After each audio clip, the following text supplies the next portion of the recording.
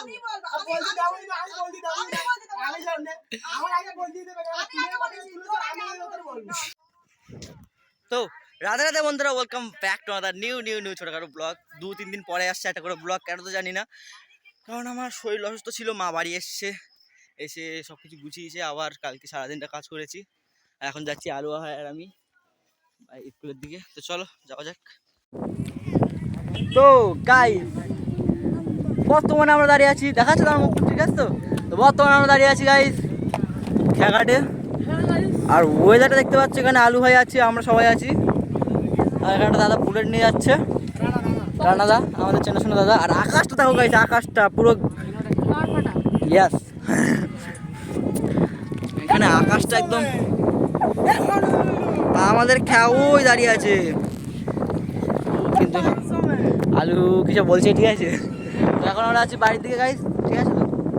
তো ঠিকঠাক লাগছে তো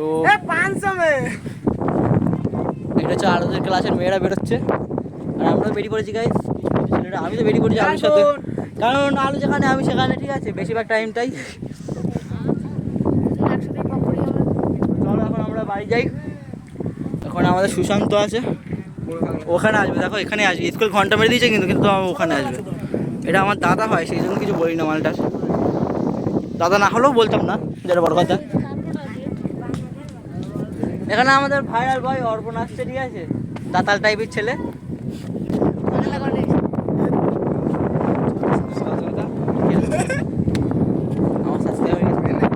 অবশ্যই ভিডিও হচ্ছে ভাই এখানে।